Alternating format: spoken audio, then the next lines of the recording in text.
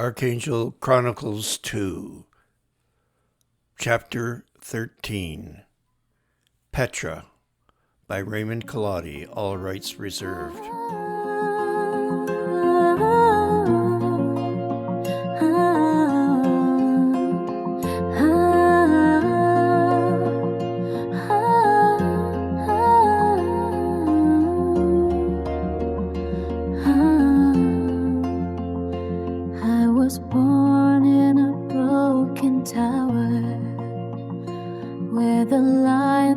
And the fountains died. Sophia. I now take up the stylus in accordance with the vows I swore in Arduous, in the kingdom of Aksum, to the others in the League of Star Bearers. It is now my turn to record the progress of our journey, and to recount our steps, our memories, our dreams, and our visions as we followed the star. As we traveled along the coastal mountains of Arabia, drawing closer to the lands of the Nabataeans and their mystical capital of Petra, city of rock, I feel an urging within me, as though the desert itself whispered, I must set down these words. The place we traveled towards is not only a city of stone, but a vessel of memory, a keeper of silence, and I feel the silence will consume me too much if I do not write.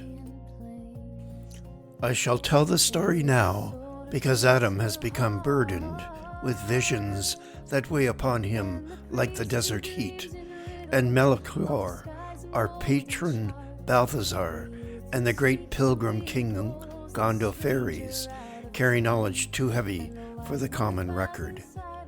Loukia sings, and her songs will outlast us all. Yet these songs alone cannot bind detail to detail, image to image. ACII, she who is worthy of armor, commanded me to write all down. It is up to you, Lady Sophia. You have walked between poetry and philosophy, to weave together all that we have seen and all that we have endured, so that our children and our children's children may tell these tales around our campfires, she said.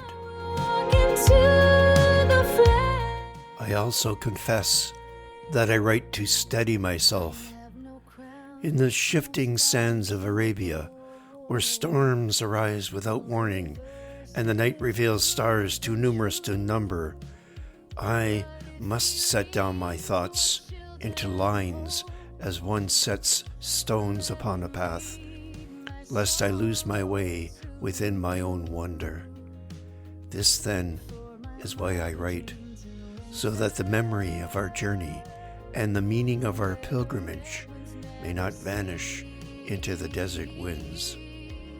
I now take my mind back to the time we first set foot on these Arabian shores.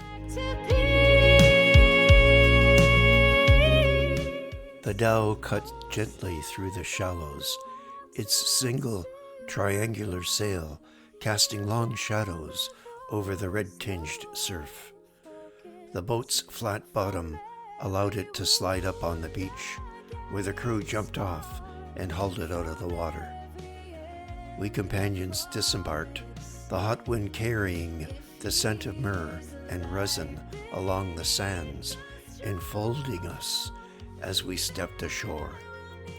The sun, already high in the sky, beat down mercilessly upon the red sand, radiating the heat upwards. Sweat was already clinging to our necks. A small caravan awaited us, standing in formation. Their shielded eyes behind head wraps were dark with memory and recognition. These were Nabataean traders, clad in their desert cloaks, their camels kneeling in reverence as they recognized our patron, the tall figure who stepped ashore. Their recognition stirred unease and awe among the Nabataean traders. One of these men stepped forward, a tall man with gold rings in his beard and sun-seared skin. "Lord High King Balthazar," he whispered in Aramaic, bowing low, "we received your orders to meet this company here, but we did not expect you to be with them. We will be most grateful for your presence. We will send word ahead. You will be expected in Hegra and Dedan. The desert will not forget its kingly guests." He bowed and exclaimed, "The desert remembers." Balthazar put his fingertips to his forehead, bowed gravely, and said with reverence, "And so do I remember." Hamrath ibn Zayed. A ripple of murmured approval spread among the Nabataeans. Balthazar gestured towards the rest of our company lined up behind him. "These are my guests for this journey. Gondophares is the great king pilgrim of India. Melchior, a mage of the fire temples from Persia. ACIII Panopleiades, she is worthy of armor, and her prince consort Arcelian are lords of the horse peoples of the Asian plains, and they bring with them 100 of their best warriors. But they have left their stepped horses behind, for such steeds are ill-suited to the desert. We will need new mounts for them." Hamrath smiled and bowed. "Of course, my lord." "We have others. A princess from the lost city of Alexander in the mountains at the end of the earth, and her companions, a holy man and her bodyguard. And we have this physician, a healer who knows the future, and a learned Sophia from the great library of Alexandria. They are all under my protection. They will need camels and tents, for the way will be long and hard." Hamrath bowed again. "Of course, my Lord High King, all is ready for you, and the caravanserai, we will be there in a few hours." Balthazar turned, smiling to the company. "You see, I was more than a merchant when I was here in my youth." "And more than a king," ACIII said, "though I would see what kind of horses ride upon the sands of these deserts."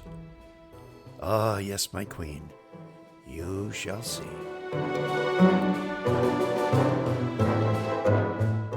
Later that day, we approached the caravanserai, nestled in the cleft of a massive rose-red stone cliff. This establishment was a sort of roadside inn and fortified rest stop for the caravans, and provided shelter, food, and water for merchants and travelers along the trade route. The air changed here, still hot, but softened with the scent of wood smoke and spice drifting over the ramparts.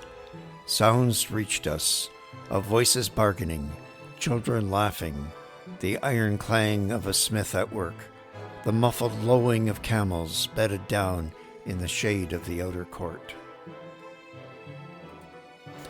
I felt something stir in the air as we passed under its high gates. The arid world beyond the threshold was one of chaos, filled with shifting sands, but within there was order, water channels trickling through tiled courtyards, travelers from Persia, Arabia, and Judea mingling like tributaries of a single river, each with their own story to carry, each with their own burdens. I felt I was not merely entering a shelter, but stepping into the weave of a great tapestry. That night, we rested in comfort, nestled within the secure walls. Lamps hung from cedar beams, their globes lighting the sandstone walls like honeyed fire. Traders moved like shadows, bartering incense, textiles, and secrets. I sat alone beneath a broken column, edged with a Nabataean script. My scroll lay open, and the soft scratch of my stylus filled the air. Adam approached me, his footsteps hesitant. "May I sit with you, my love?" he said. I looked up and smiled, catching the troubled look on his face. Putting away the scroll and the stylus, I gave him my attention. "Of course," I said. We sat in silence for a moment, watching the flicker of the oil lamps. When Adam spoke, his voice was distant. "This place, it calls to something in me. Not exactly memory, but it stirs something like that." I tilted my head and looked at him with concern. "A memory from your other life?" "Perhaps," he said, rubbing his temples. "In my world, we call this a flash of déjà vu, a term I'm sure you don't know. It means that one remembers something in the present that they heard somehow or had seen in the past. I see something, but it is not clear to me. I see flashes of stars descending, and a voice saying, 'Arise, sons of dust.' I don't know if this is a prophecy or madness." "Perhaps they are one and the same. Truth, like light, breaks into many colors." Adam looked at me, his eyes full of fear. "Do you believe in the child, don't you?" "Yes, my love," I said. "I remember him too, not with my eyes, but with my soul."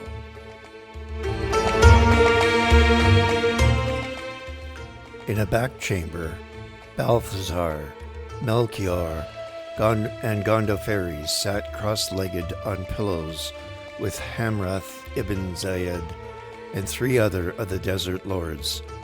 A bowl of steaming frankincense burned between them. "The incense root is no longer as it was," Hamrath complained. "The Romans failed to conquer our lands, but their tax collectors still try to bleed Petra dry, and many of the Bedouin raiders have no honor left. But Hegra will still welcome you, and Dedan and Petra too. But until we get there, the sands belong to no man." Balthazar lifted his gaze. "We do not seek dominion, only passage." One of the desert lords was a woman named Kamar of the Eastern March. She leaned forward. "There are whispers, my lords, of trouble to the north, of men hunted by Herod's spies. You and your companions may be walking towards a fire." "Then let those fires burn as beacons," said Melchior. The desert lords exchanged glances. "You speak as if you carry prophecy in your saddlebags," said Kamar. "Not prophecy," said Gondophares. "What we follow is a star and a name, and a promise yet to be fulfilled."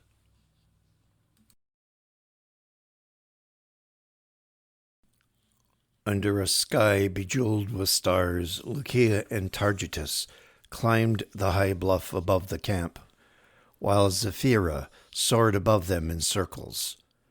Loukia sat cross-legged, her harp beside her, humming a tune that had come to her like a breath of air in the heat of the day. Her voice carried softly down the escarpment. Born of no heart that burns just the same. A lie with no walls, no shame, no name. We follow the fire, though it scorches the land. For what is a star but a flame in the sand? The prophets are scattered, the kings have grown old. The rivers are silenced, the temples are cold. But under the sky, with my feet bare and torn, I walk with the flame where the child is born. The camp below grew still. Even the camels turned their heads toward that sound. Arcelian, half asleep, stirred in his blanket and muttered, "That girl's song, it feels like the wind is weeping." "Or warning," whispered ACII from the shadows. I smiled. Adam wept quietly, though he did not know why. The next day, Balthazar came with Hamrath to fetch ACII and Arcelian. "Come, O Queen and Prince of the Scythians, you horse lords of the endless steppes," said Balthazar, bowing. "Come and see a wonder of these desert sands.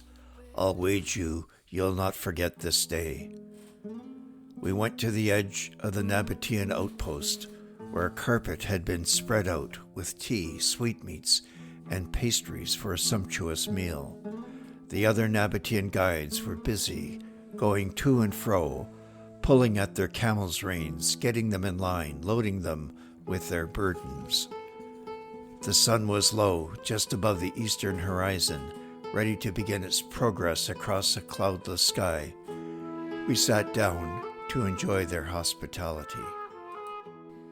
"Did you bring us here, O King of Aksum, just to see the sun rise over the shoulder of the world?"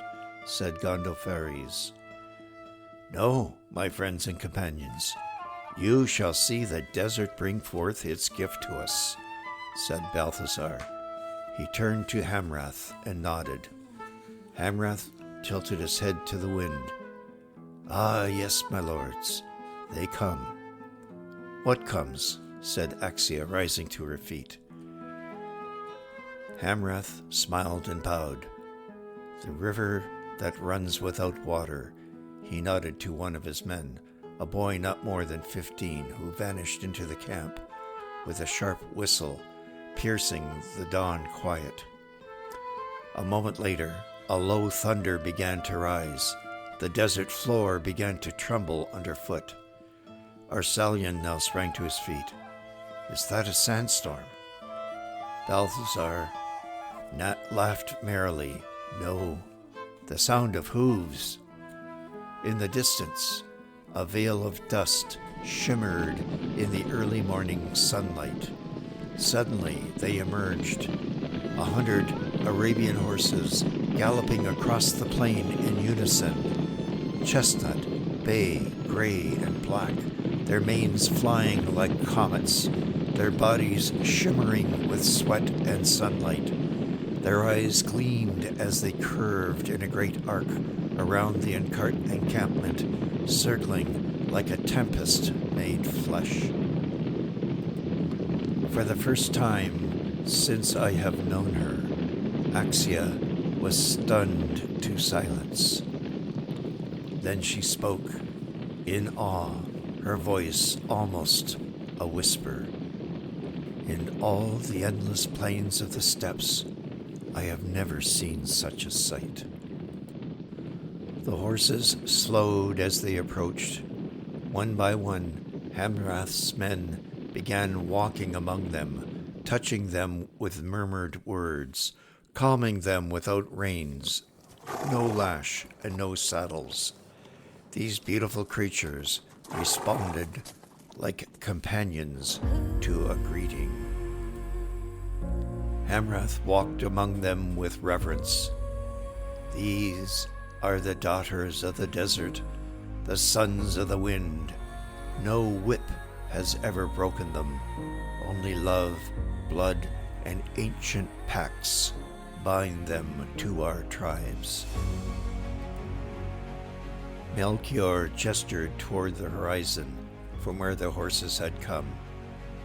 "These are not merely beasts. They are born from fire and breath, forged where desert meets the breath of God. They are the horses of Ishmael," Balthazar whispered, "the sons of Hagar's grief and an angel's promise." Their coats gleamed in the early morning light, some gray like the moon, others chestnut like burnt myrrh, one as black as the well of Zamzam, born with a white silver star between her eyes. In the tongue of the old Bedou, said Hamrath, they are called ACII, pure, noble. Adam stepped forth. The lead mare approached him without fear, nostrils flared, mane rippling like silk. She wore the brand of the house of Kedar, and around her neck a collar of beaten gold with ancient inscriptions. She stood before Adam, fixing him with a gaze that pierced flesh and soul alike. Adam stood transfixed. A vision struck him, not of fire or stars, but of endless roads unspooling beneath her hooves. He saw prophets fleeing across the wilderness, kings charging into battle, lovers whispering their farewells as dust swallowed their footsteps. In her breath was memory, in her stride the rhythm of destiny. Melchior laid his hand upon Adam's shoulder gently. This is more than a mount, he said. It is a covenant incarnate. The horses of Arabia remember. They remember the garden. They remember the promise. Adam nodded slowly. And they carry it still, he murmured, like us. ACII approached a tall, dappled gray stallion who met her gaze squarely. This one would not shame my captains. He walks like a prince and remembers he was once a god. Hamrath was pleased and nodded his head in agreement. That is Jalil, of the blood of Zin al-Din. His line carried queens to war and prophets to sanctuary.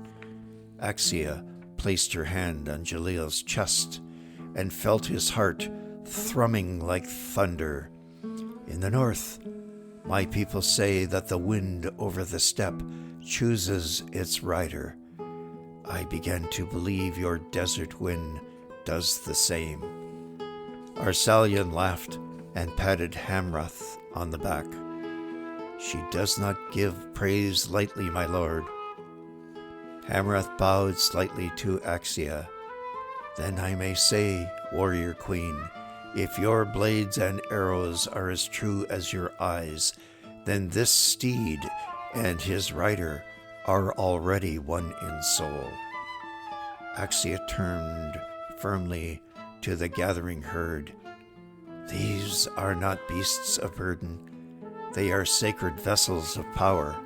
I would ride them to the end of the world with such creatures, and my warriors with me.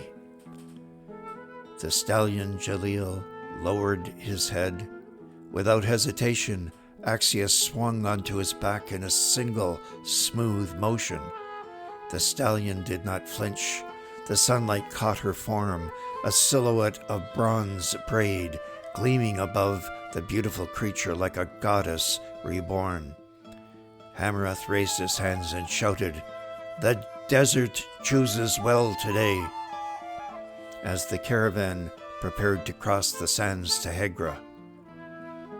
Each of ACII's Scythian warriors also chose their horses. They were amazed at the quality and the stamina of their new mounts. Adam had been chosen by the black mare with the white star between her eyes. She lowered her head to him, and he touched her brow. He named her Sophia, the Pure One.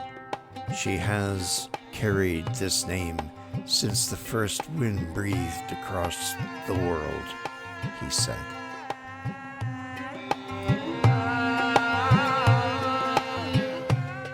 We left the next morning. There were 30 camels and 100 horses in our caravan. The path to Dedan wound through the coastal mountains and along the dry wadis and thorny acacia groves. Heat shimmered on the horizon like quicksilver. We traveled for the better part of a day. Although the Arabian horses were bred for endurance to survive in these harsh desert conditions and were of exceptional stamina, I worried about how this strange gathering would be kept well watered in this arid land, for there were no streams or wells visible for many leagues. But I needn't have been concerned. Hamrath and the Nabataeans knew every inch of this wasteland, and they had knowledge and skill to unlock its secrets. The desert had been merciless all that day. Sand hissed against our cloaks as the caravan plodded onward beneath a sky of hammered bronze. The camels groaned, tongues flecked with foam, and the horses and even the hardy Nabataean guides walked with heads bowed, conserving breath. Late in the day, we were tired and parched. Hamrath and his men looked for hidden signs amid towering rocks. They shepherded us into an opening in the steep walls of a canyon, piercing tall mountain walls, an opening that was only seen by their eyes. I noticed that there were markings and chiseled channels carved into the rock as we approached one of these places. I asked Hamrath what these were. "We are children of the desert, my lady," he said. "She is our mother and knows how to nourish us. You shall see." He gestured as we emerged from a steeply walled canyon into an open space, and the caravan came to a stop. He dismounted his camel, strode to the middle of the enclosure, and stamped his foot firmly. Several of his men dismounted, carrying iron bars, and they pried at where his foot was placed. An opening appeared, and a stairway of cut stone descended into the darkness. Beneath the barren skin of the desert, hidden from the burning lens of the sun, the Nabataeans had carved a secret cistern, a vast chamber hewn from living rock. From the surface, it would have looked like nothing more than a scatter of wind-blown stones, a feature no passing traveler would pause to notice. But those who knew the signs, like Hamrath, an odd arrangement of cairns, a carved star, half vanished in the sand, could find the entrance. One of Hamrath's men brought him a lit torch. He called to the rest of us to dismount and follow him. Down a narrow stair cut deep into the earth, the air turned cool and damp. The walls bore faint chisel marks, smoothed by centuries of hands and the trickle of water. At the base was a great reservoir, a vaulted cavern, its ceiling lost in darkness, its floor filled with a still black mirror of collected rain. Hamrath looked at me. "You see, my lady, the canals and the channels chiseled into the rock, which you discerned, feed this cistern, drop by drop, coming from the few times that the gods send rainstorms to our deserts to renew life." A ring of stone pillars stood like silent sentinels along the edges of the pool, their bases etched with inscriptions no outsider could read. There were records of star watchers, water measures, the guardians of life in a land of thirst. To the caravans that were permitted to enter, the cistern was salvation. Camels were led down in a single file to drink, and men knelt to cup water in their hands, even while above them the desert winds shriveled all living things. It is said that in the hottest months, when the dunes themselves seem to burn, the cistern is more than a refuge.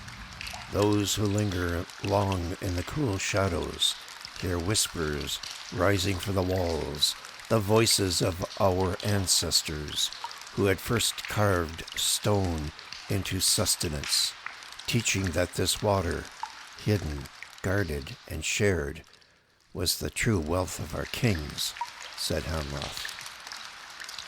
As the camels and horses were led one by one down the stairway, they lunged toward the pool. Men fell to their knees, scooping water in trembling hands and weeping as it cooled cracked lips and parched throats. Loukia could not restrain her sense of wonder. "These are the waters of life," she whispered. I laid my hand on the girl's shoulder, her eyes reflecting the dark gleam of the cistern. "No empire, no temple, no treasure is so holy as this," I said. "Here is wisdom, written not in books, but in stone, in silence, water hidden for those who journey by faith." Adam knelt at the water's edge. For a long moment, he stared into the black surface, transfixed, oblivious to all else around him. He saw not his reflection, but another vision, countless stars rippling like fire across the water. Raphael's voice whispering, "Bearer, witness, the desert shall not consume you." He clutched at the edge of the stone, his heart racing, unsure whether he should tremble in fear or bow in reverence. Melchior and Gondophares lingered behind him, speaking softly with Hamrath. "This indeed, secret wealth of your people," Melchior said. "Without it, no caravan could survive such a wilderness." Hamrath inclined his head. "Gold can be stolen, frankincense burned, and myrrh spent. This is why my people guard these cisterns as the holiest of our treasures. A caravan that betrays the secret earns not wealth but death." And so, in that secret hollow beneath the desert we rested, drinking deeply of cool waters and silence. Above us the sands shifted and the sun beat down, but here in the cool depths the journey seemed blessed, watched not only by our Nabataean hosts, but by the unseen guardians who had long ago carved life into the stone. The caravan lingered long in the cistern's cool silence. The men slept by the water's edge, lulled by the gentle dripping of unseen channels feeding the reservoir. Torches burnt low, their light catching ripples of black glass and the pale curves of carved stone. Loukia could not sleep.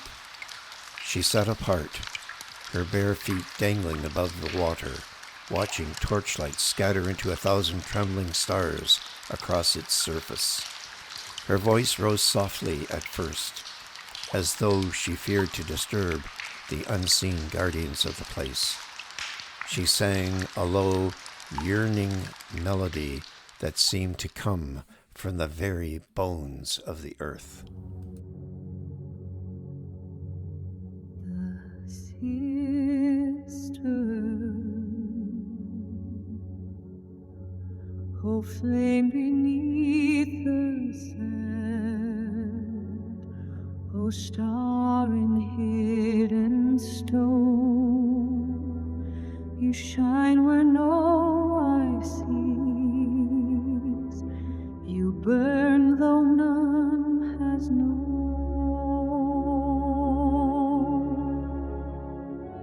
The kings have lost their crowns, the prophets wander blind, but in the dark of thirst, your secret light I find.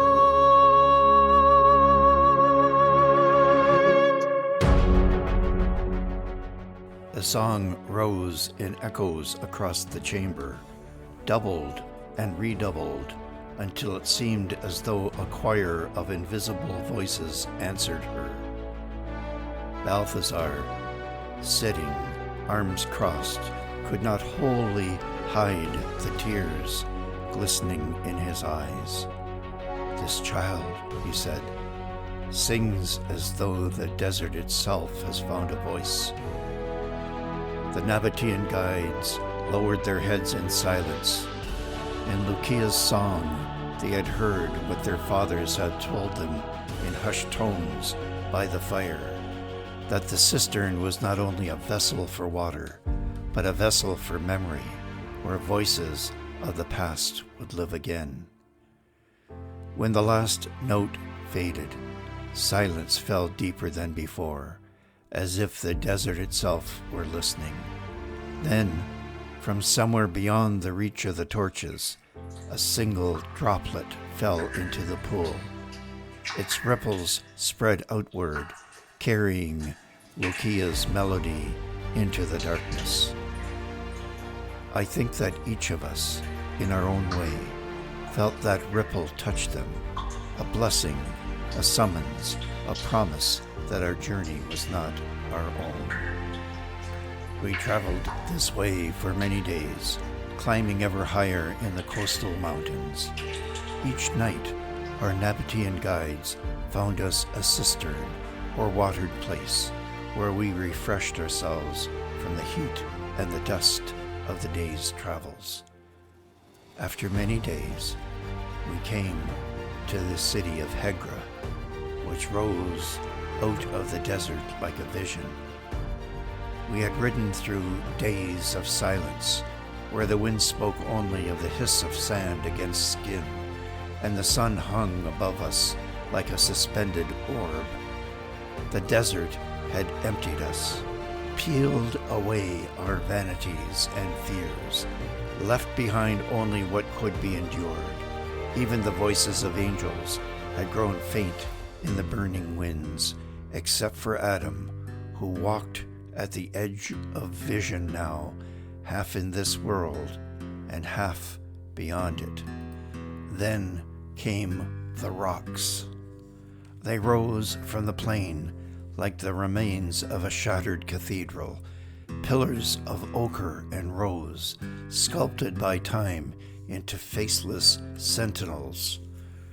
From afar they seemed lifeless, but as we drew near, I began to see the carvings, Nabataean letters etched deep into the sandstone, names forgotten by Rome or Egypt, but still held in the skin of these stones. A shadow passed over us, not a cloud. We had not seen one in days, but an outcropping shaped like a raven's wing. And beyond it, Hegra appeared, not with towers or banners, but with silence and tombs. The facades emerged first, carved into the cliffs like the masks of gods, solemn, unblinking, and majestic. There were no gates, for the city had no walls. It needed none. Its tombs were its threshold. And I felt, as did Melchior beside me, that we were entering not a city, but a memory, a place where the living walked among the dead, and the dead still whispered in stone. "Look," murmured Loukia, her voice thin and odd. "The stars are carved here too." Indeed they were, high above the lintels. Besides eagles and rosettes, star symbols adorned the tomb fronts. I traced them with my eyes and thought of the vow we had taken. Perhaps others had followed the star before us. Perhaps some now lay entombed in this red rock, still bearing its light in death. Hamrath rode ahead and raised his staff. A line of camel riders emerged from a cleft in the rocks. These were guards, yes, but not hostile. One of them wore a deep red crimson robe and greeted Melchior in the old tongue of Petra. There was recognition in their words, respect. We were invited in, not into the tombs, at least not yet, but into the shaded encampment beyond, where tents stood between ancient wells and tamarisk trees. There the waters were cool and the shadows long. I sat beneath one such tree, unrolling my scroll, hands still dusty from the journey, and I thought, here, where the Nabataeans carved eternity into rock, these tombs are not for the dead. They are hymns carved in stone, lifted to the sky by a people who understood the beauty is a kind of offering. We had reached Hegra, but the journey, I knew, was far from done.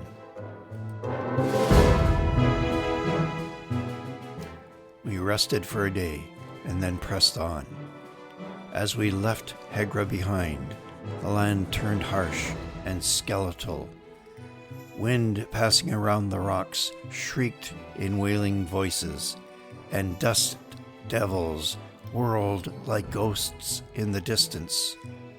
Our guides pressed forward, leading us through a narrow gorge towards a high plateau.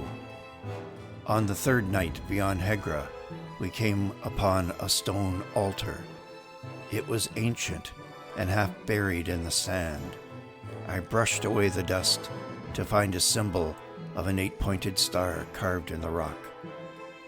When Adam saw this, he fell to his knees. "I saw this in a dream," he said. Melchior stepped forward. "We are close, my friend, not in miles, but in meaning." The next day, the sky grew dark with warning.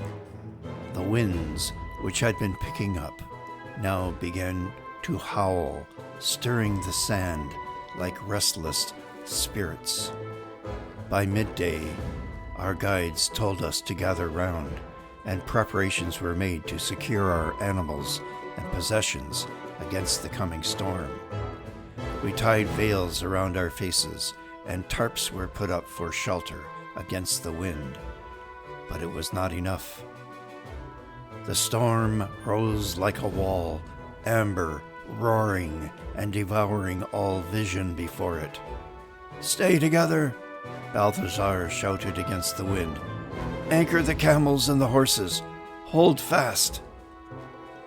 Adam, lost in thought, oblivious to what was going on, wandered a little ahead. He turned just in time to see the wall of sand swallow our caravan whole. Then there was nothing. He was alone.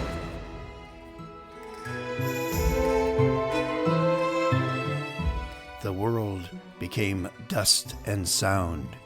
He staggered blindly, calling out our names, the wind taking the words out of his mouth unheard. "Sophia! Balthazar! Hamrath!" But no answer came, only the chaos of the storm, which overwhelmed his senses. He wrapped his cloak around him, bent low, and stepped forward into the whirring maelstrom.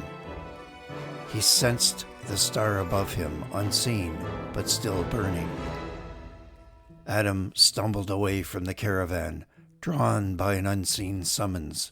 He came across a ridge of black basalt, jagged like shattered glass, and climbed it. Higher and higher, he ascended above the plain until the sky seemed to open above him. He looked up. The stars pulsed, the wind ceased, and then he heard a voice, vast, intimate, like thunder echoing through bone, spoken not to his ears, but through every fiber of his being. He recognized this voice. It was Gabriel. "Adam," called the archangel. He fell to his knees. "You are not forgotten. O son of dust, you are named." The stars overhead flickered and formed a radiant cross. "You are the witness, not the judge. You are the bearer, not the master. You're the flame that remembers, the dust that sings."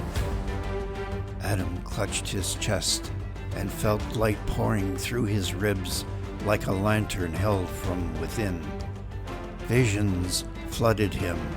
A manger in the cold, a dove descending upon the waters, a voice crying in the wilderness, a cross lifted against a storm-black sky, a stone rolling away from a silent tomb.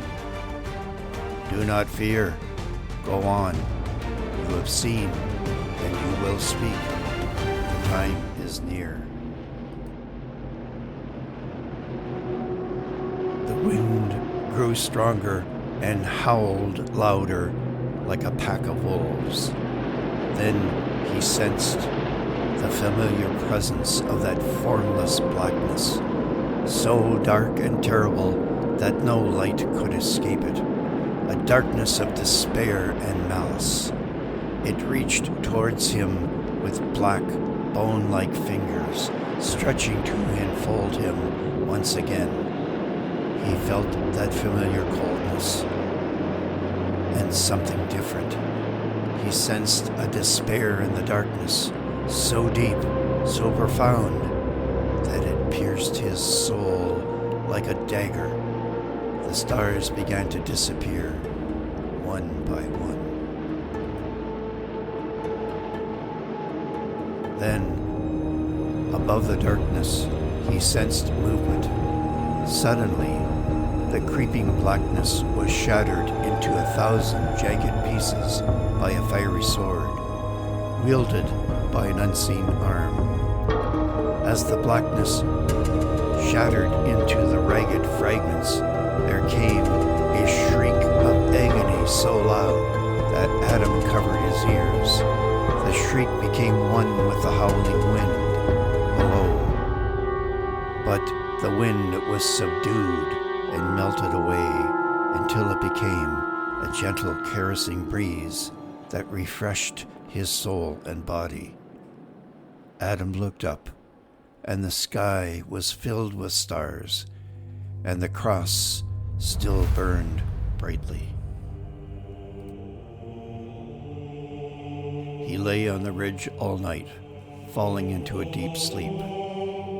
In the morning, he was awoken by the wing beats of Sophia, who had been sent to find him. She circled above him and descended with mighty wing beats, landing beside him. She lifted her head and cried, "Io, Io, Io." Targetus and Loukia were not far behind, and soon joined him on the ridge. "We have searched for you all night, Kyrios," said Targetus. "Why did you leave us? We thought you had perished in the storm."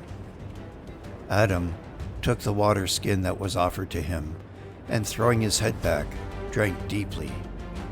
When he finished, he looked at Targetus and Loukia and smiled. "I have been visited by the angels again, my son." He turned to look at the horizon. "But there is unspeakable evil ahead," he said. He tilted his head as if listening to voices in the breeze, and looked back to Targetus and the girl, his brow furrowed. "There will be great suffering, my children, but do not be afraid. The battle is won." He stood up and made ready to leave. "And we are all part of the song," he said.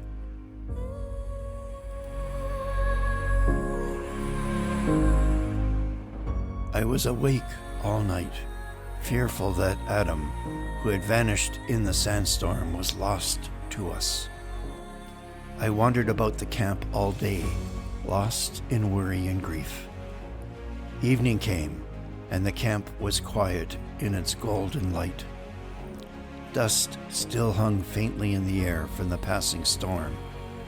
The camels rested uneasily. The other companions murmured in low voices, tending to the injured men and animals and restoring order. I sat near a lantern, my face pale. A cry pierced the desert air like a javelin. It was Sophia, circling above us. Holding my hand up to shade my eyes from the setting sun, I saw the shape of Adam appear at the edge of the camp, flanked by Targetus and Loukia. I leapt to my feet, overcome with a mixture of relief, joy, and a little anger. "Adam!" I shouted, running to him, arms outstretched. I halted when I saw the faraway look in his eyes, the dust in his hair, and the tears rendered in his cloak, now hanging from his frame in tatters. Adam smiled faintly. "I'm here, Sophia. I've come back."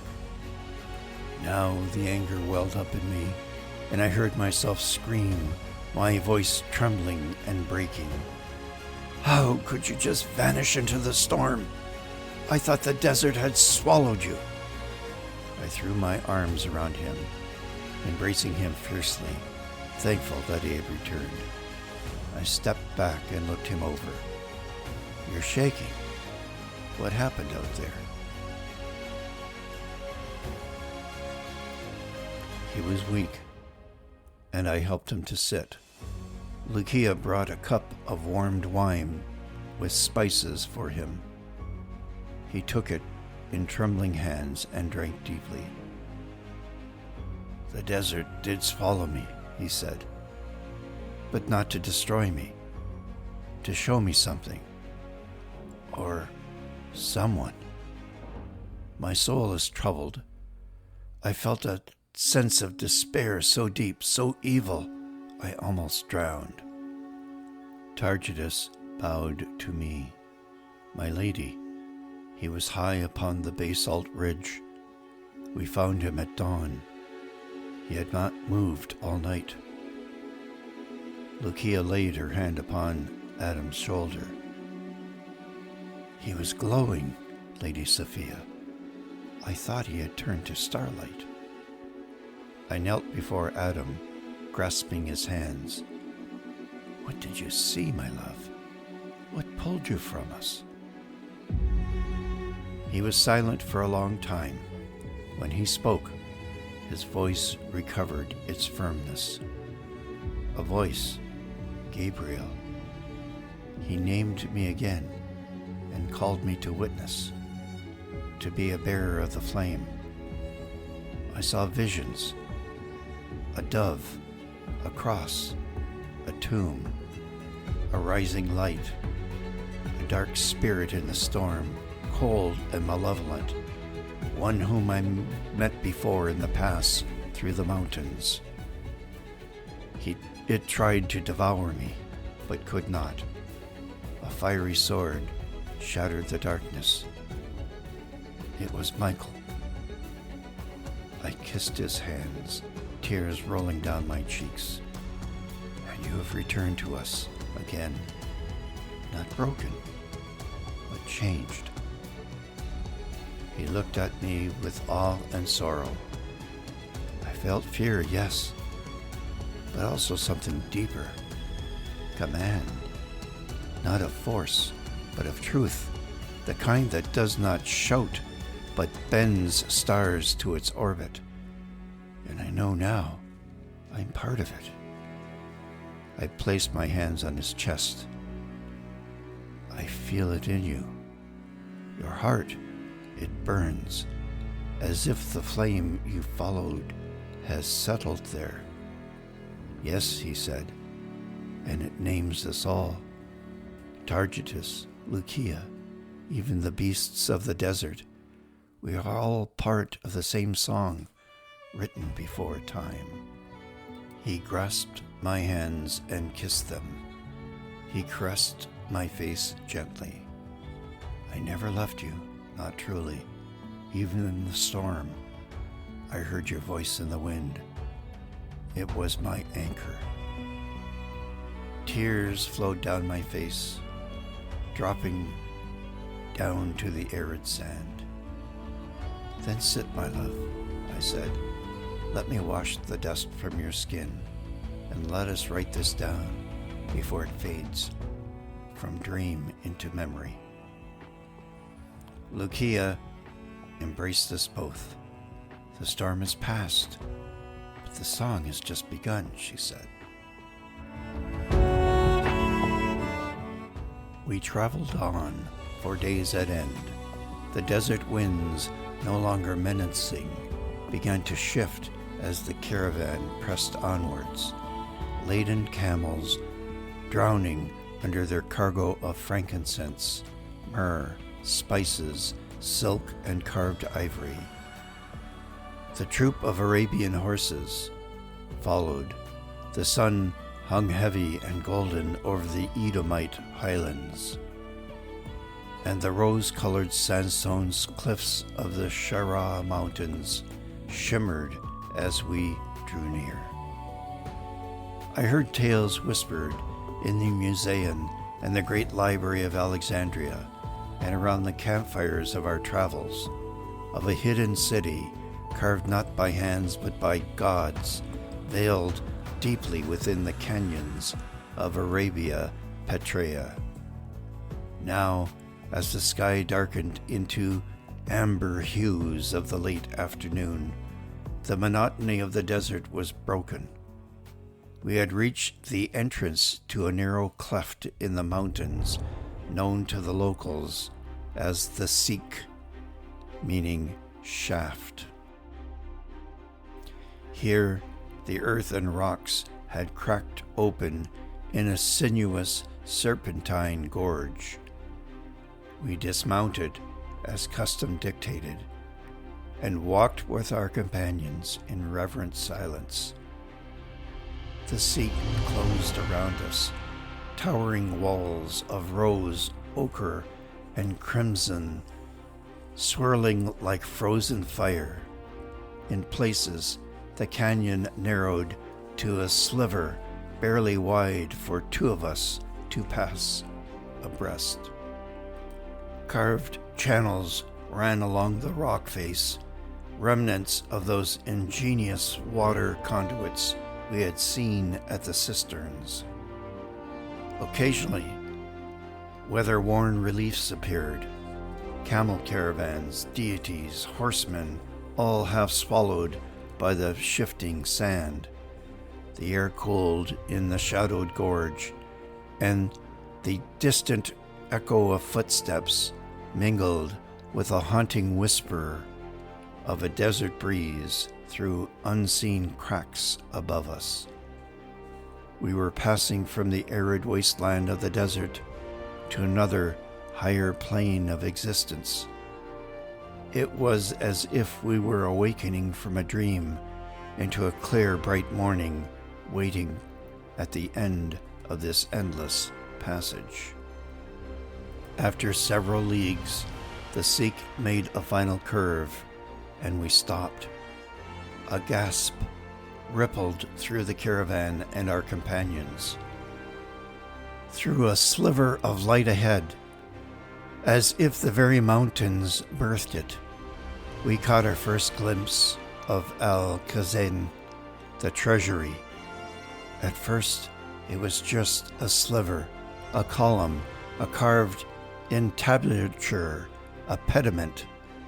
Then suddenly, the canyon widened, and it stood before us in its full majesty.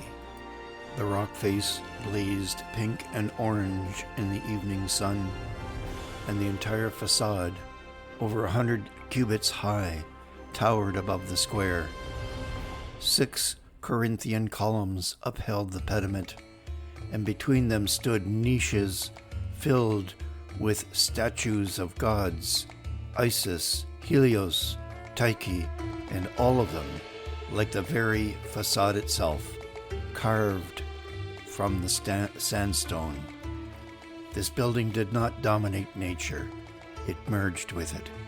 It was the work of people who knew both stone and silence. Passing beyond the treasury, the road widened, and the cliffs drew back. We entered the heart of Petra. All around were facades and tombs, cut into the rock, tier after tier. This was known as the Street of Facades. Massive doorways gaped like mouths of the dead. Some were simple, others with more Greek or Persian influences. Scrolls, capitals, eagles, and winged deities. To our left, a great theater carved from the sandstone cliffs awaited the performance of dramas and comedies. It could seat thousands. Petra was not merely a metropolis, but was a city alive with voice and spectacle. Soon we reached the colonnaded street, a broad Roman-styled avenue paved with flagstones. Further along, we came to the city's central plaza, near the Grand Temple and the market area. Along it were bustling markets, bathhouses, temples, and public buildings. Nabataean merchants in fine robes hurried past, speaking in a soft blend of Aramaic, Arabic, and Greek. Foreign traders, Arabians, Syrians, Egyptians, and more than a few Romans, haggled under linen awnings. Camels and horses were watered at troughs, fed by Nabataean aqueducts. Scribes and tax collectors under stone porticos recorded weights, coinage, and transactions. At the center stood the Grand Temple with its broad staircase and monumental courtyard, its walls adorned with painted plaster and humming with the low voices of devotees and supplicants. Musicians played lyres or small drums. Priests offered libations at stone altars. The city was alive, both earthly and divine, worldly and sacred. The air smelled of cumin, coriander, and burnt resin.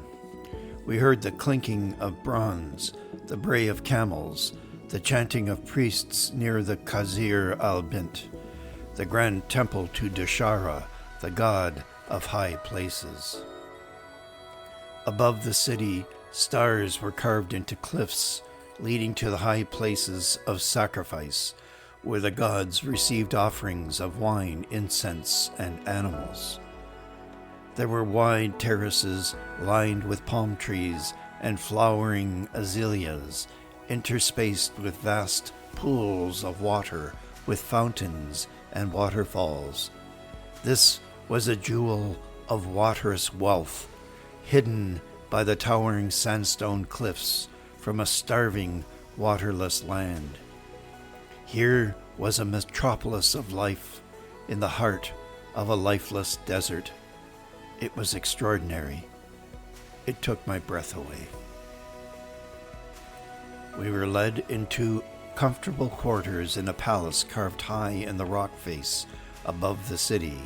We settled in, rested, and enjoyed the sumptuous fruits and meats offered to us. As twilight settled, lanterns and oil lamps flickered to life. The red stone took on the hue of embers. Music drifted up from the open courtyards in the city below. A flute, a frame drum, the soft hum of voices in an old tongue. Stars emerged, constellations wheeling overhead, and of course, shining and pulsing like quicksilver, the star we had followed beckoned ever eastward. I sat with Adam, taking in the sights and sounds of the city below us. Targetus and Loukia sat on a stone bench behind us, holding hands. We were strangers among ancient stones, and stood in awe. I sighed. So beautiful, so wondrous, I said. I turned to look at my love. He was full of starlight and wonder. But Petra, alas, is not eternal, I said. It only seems so. It is an illusion that will pass, like all things. Adam raised my hand to his lips and kissed it tenderly. Ah, my lady Sophia, I sense a metaphysical reflection coming my way. This city, Adam, yes, it is magnificent. It is a rose carved into the bones of the earth, a temple built not of stone blocks, but out of living cliff. Yes, it is a fusion of cultures, a marriage of art and empire, a miracle of trade and tenacity. I turned to the vista below us, and the facades carved into the living sandstone cliffs. These facades, Adam, do they not remind you of masts? The Nabataeans carved their pride into the very womb of the earth. They silenced the desert by engraving their names upon it. But names do not last. Trade routes shift. Gods are forgotten. The stone weathers, and memory decays. I turned back to Adam and smiled. And yet, this makes this place holy, not because it endures, but because it will vanish. The very beauty of Petra, like all cities made of humankind, is transient. The tombs of this place are not defenses against time. They are invitations. Each column and cornice, each carved eagle and urn, speaks to the ache of mortality. We are here, they cry, and in the saying, they become human. I looked up to our star pointing east. So this is why we follow the star, not to defy the silence of death, but to understand it, to seek not what is eternal, but what is good, what is true, what is love, even amidst the ruins that follow. Loukia, who had been listening, spoke quietly in the twilight. She, a child who carried the memory of shattered kingdoms and the vision of stars, began to sing, her voice echoing among the carved halls of the cliffside.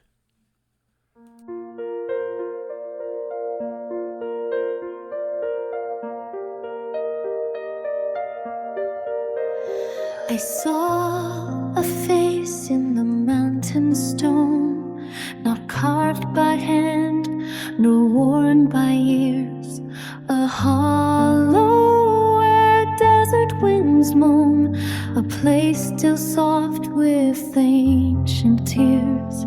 They built a palace for the dead and crowned the silence with the throne. Yet tombs, though grandly wed, must learn to sleep alone.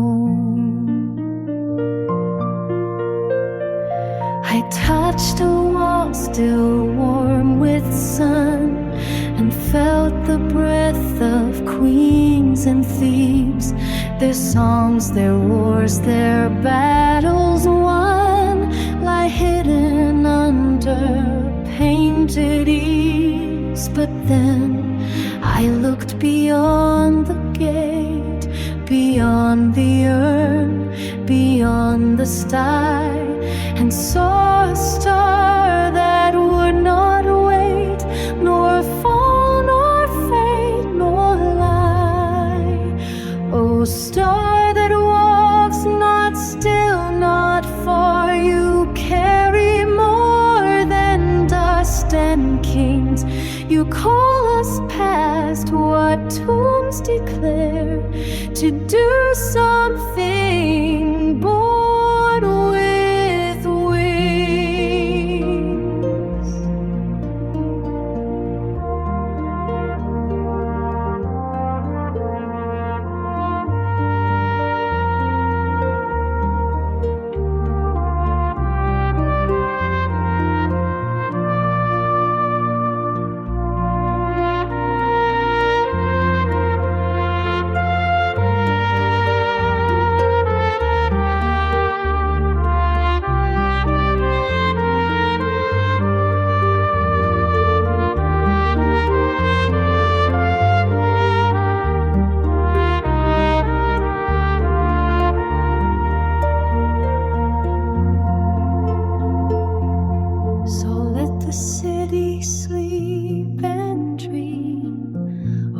shadows cut deep into the stone. I follow not the things that gleam, but one whose light has grown.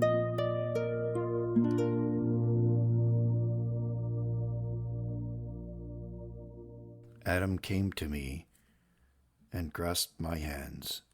He kissed them. I looked into his eyes. They were full of starlight.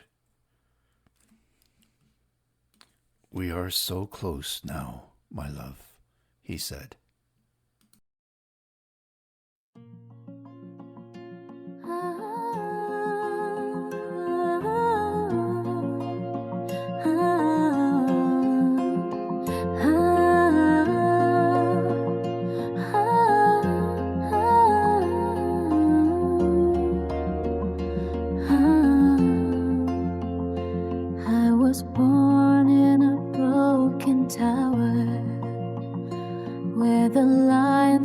And the fountains died, where my mother sang to shadows and the gods forgot to cry. But a whisper broke the silence like a silver thread through stone, and the star that walks in heaven told me I was not alone. Oh, star that... Music for Chapter 13. The Starwalker's Song, by words by Raymond Collotti, music by Marika ACII. Loukia's Song, Caravanserai, words by Raymond Collotti, music by Marika ACII. The Cistern, words by Raymond Collotti, music by Marika ACII. The Face in the Stone, words by Raymond Collotti, music by Marika. The following from Epidemic Sound: Desert Footsteps by Sight of Wonders, Desert Caravan by Ludwig Moulin, Desert Nights by Mike Franklin, Desert Wind by Joel Algar, Moonchild by Bonnie Grace, Shimmering Sands by John Bajork, Devil's Disgrace, Desert Highway by Ariel Verse, A Hero Will Know by Bonnie Grace, Demon Night by Farrell Wooten, Progression by Christopher Moe Ditlevson, The Portal by Bonnie Grace, Guarded Skies by Edgar Hop, Risen from the Ashes. From Ed Records, that's ED Records, Save the World, Way Beyond the Walls, A New Quest, and Myth. The Archangel Chronicles 2, Chapter 13, by Raymond Collotti. Copyright 2025, all rights reserved. But if he reads what children hold, let him read my sorrow.